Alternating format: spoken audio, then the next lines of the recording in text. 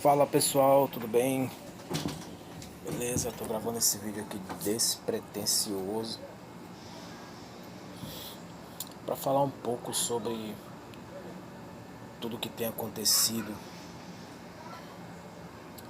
no país. Na verdade eu não vou entrar muito no assunto, mas eu quero trazer mais para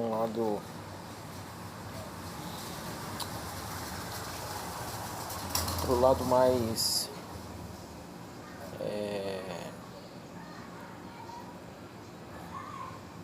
não sei se a palavra seria pro lado mais cristão das coisas, né? Ou tudo que envolve o cristianismo, enfim. Nesse tempo a gente tem visto aí muitas profecias, né? Das pessoas se levantando, aí, profetas, profetizando, enfim.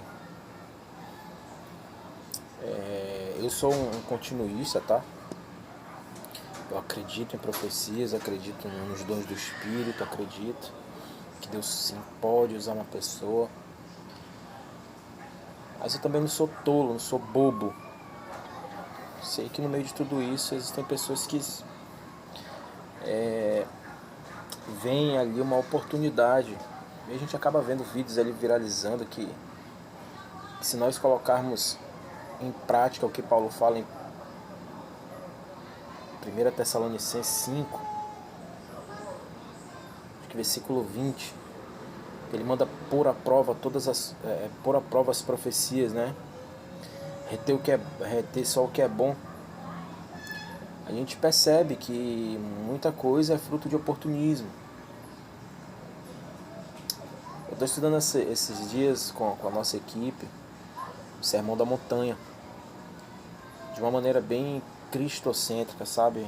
Apontando para quem está ensinando aquele sermão,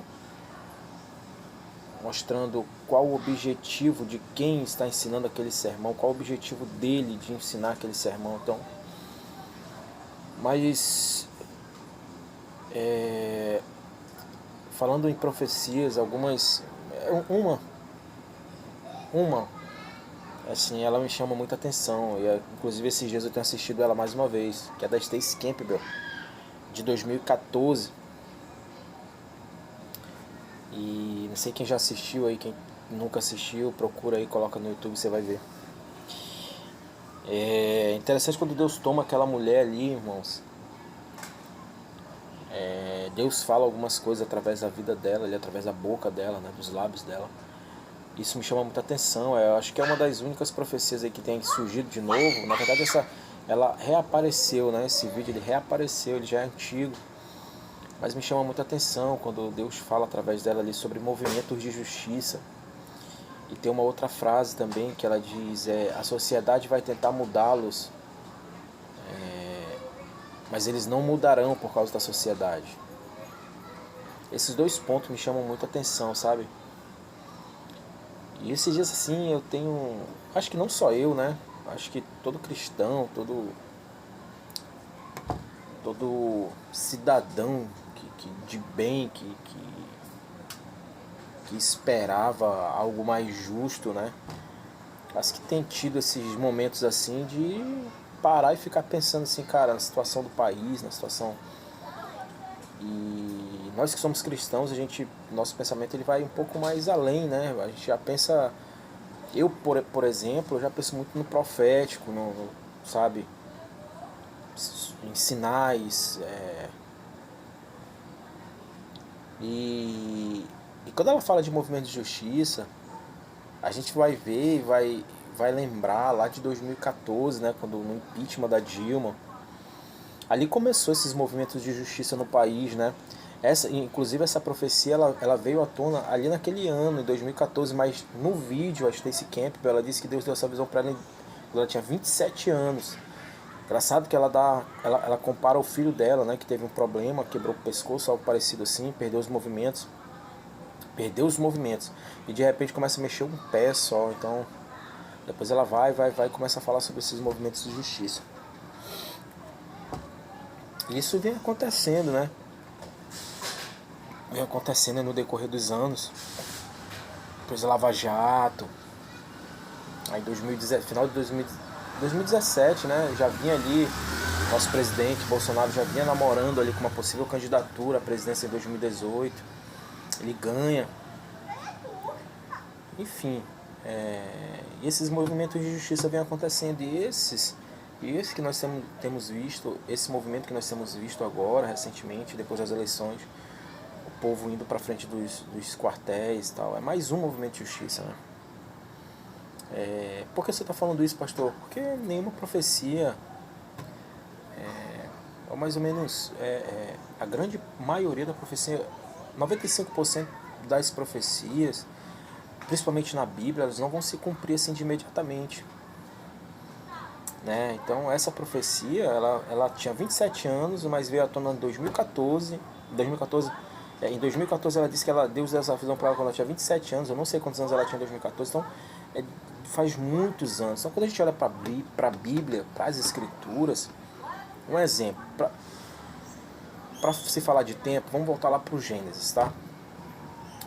Lá no Gênesis, na queda do homem, nós vemos ali o Criador. Irmão, se aquilo ali não é um cenário profético que Deus está desenhando e construindo ali, se isso não for, meu Deus, na queda do homem, quando o homem cai, tudo aquele, a Bíblia diz que Deus vem no jardim e tal, e o homem tinha pecado, estava nu, estava escondido e tal.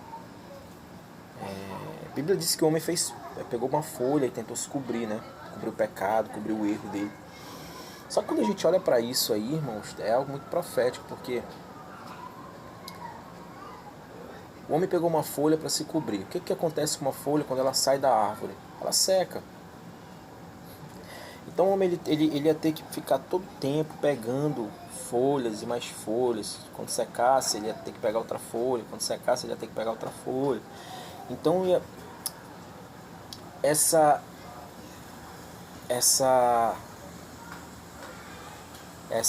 como é que eu posso dizer? Essa pseudo-redenção que o homem achava que dependia dele, ou pelo menos essa pseudo do cobrir o pecado, não dependia dele. Então ele ia ter que fazer um esforço repetitivo ali, de ter que conseguir todo o tempo folha, né? Haja árvore no jardim, né? Ia ter que desmatar o jardim inteiro. Aí o que a palavra de Deus diz? A Bíblia diz que Deus ele pega uma pele de um animal e cobre o homem. A Bíblia não mostra Deus matando um animal, mas se você olhar e for analisar isso é hermenêutica, irmãos. Se Deus cobre o homem com uma pele de um animal, para que Deus cobrisse o homem com um animal, com uma pele, um animal teria que ser morto. Um inocente morreu para cobrir o pecado do homem. Então, me diz se isso não é o enredo da graça e da vinda de um Salvador que viria e cobriria o pecado do mundo, né? Quando a gente olha para o livro de Daniel, no capítulo 2, ali, quando Nabucodonosor tem um sonho com uma estátua, e todos tentaram, né, interpretar o sonho do rei, o rei disse: não, eu quero que interprete o meu sonho, quero que diga o que eu sonhei e interprete meu sonho. Então, é exigente. E aí Daniel vai lá, né, depois de muita coisa acontecer, Daniel vai lá, interpreta, fala o que o rei sonhou, interpreta o sonho do rei. Olha, rei, tu viu uma estátua assim, ó rei, tu és a cabeça da estátua e tal.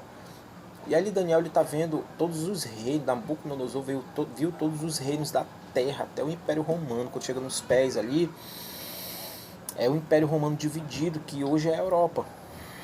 Tá? Isso, quando a gente estuda os 70 semanas de Daniel, a gente aprende sobre isso. A gente tem visto muito pessoal falando sobre isso. Estátua do... Não, irmão, meu Deus. Tem muita coisa para acontecer ainda, irmãos. Não é porque eu estou dizendo, não, é porque a Bíblia dá sinais, dá pistas de que muita coisa vai acontecer ainda. Lá no final, Daniel vê uma pedra cortando sem auxílio de mão humana, ela é cortada e ela é lançada nos pés da estátua e destrói tudo. Quer dizer, o que aquilo ali estava simbolizando? Que viria um reino que faria com que todos os reinos virassem pó, A Bíblia diz que essa pedra lá cresce e enche toda a terra. Isso é o reino milenar do Messias. A de Apocalipse capítulo 21, 22. Então olha só essa profecia de Daniel, como ela vai por muitos anos, né? Ali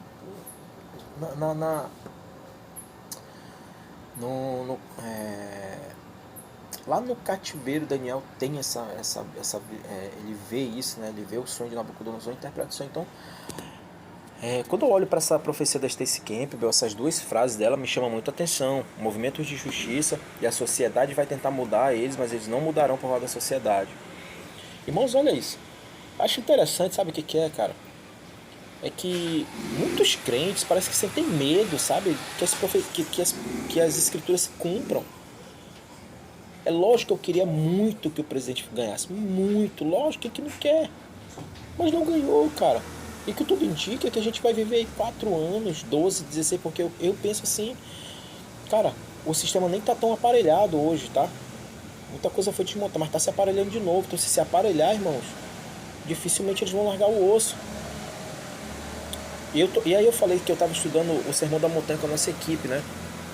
Aí quando a gente vê as bem-aventuranças, quando eu tô com a minha Bíblia aqui, e quando a gente vê as bem-aventuranças, a gente vê as bem-aventuranças ali, a última é uma bem-aventurança também, irmãos.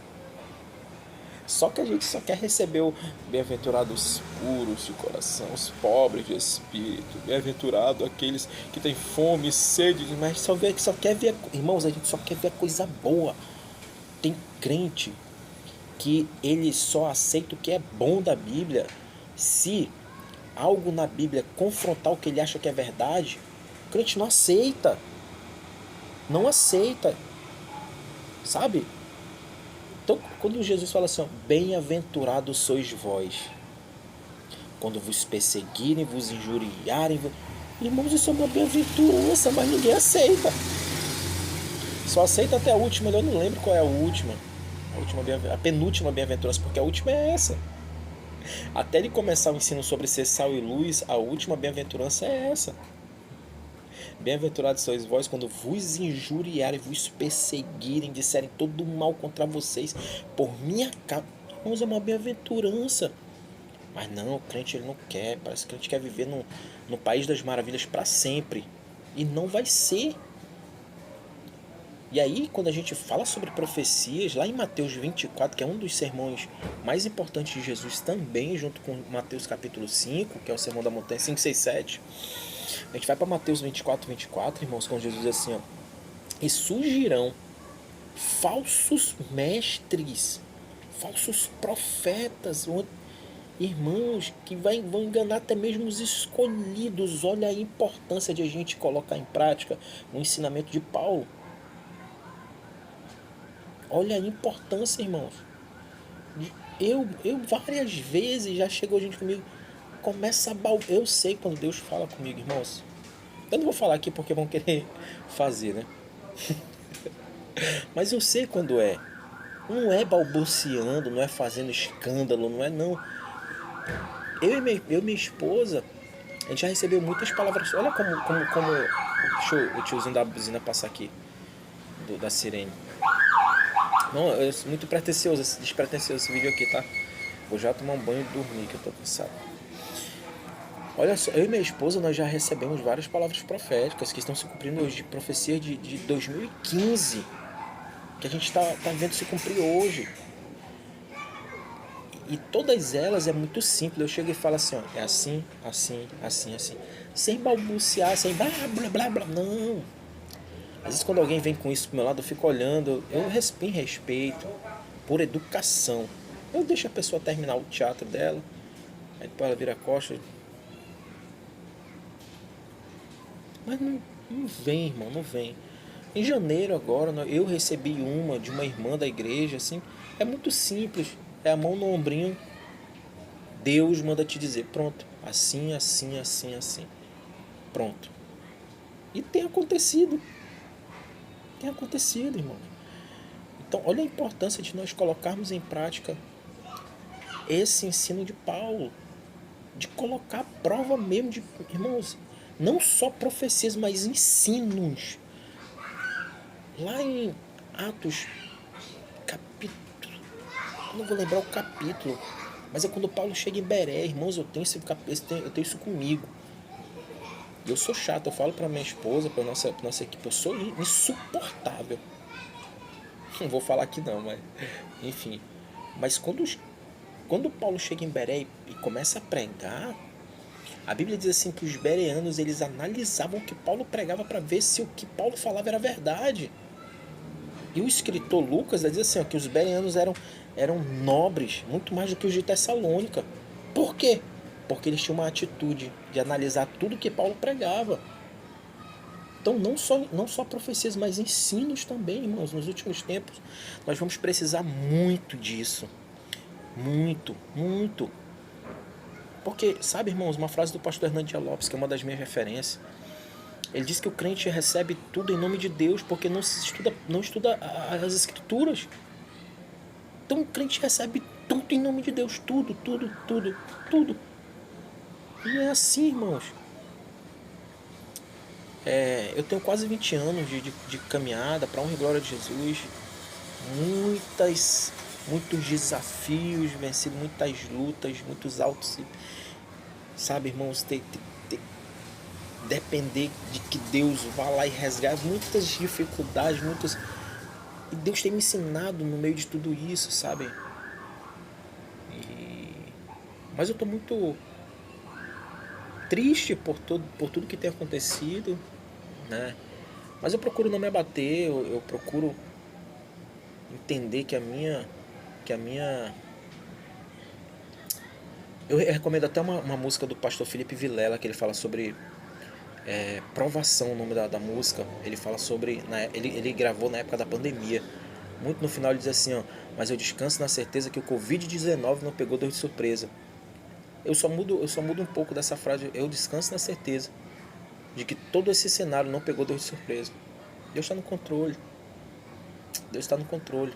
E aí quando a Stacey Campbell fala também sobre a sociedade vai tentar mudar eles, é porque eu tô analisando essa profecia todo tempo, durante todo o dia eu fico pensando nessa profecia. Cara, a sociedade vai tentar, quer dizer, a sociedade vai estar corrompida, vai estar. E ela vai tentar nos mudar, mas ela não vai nos mudar, irmão.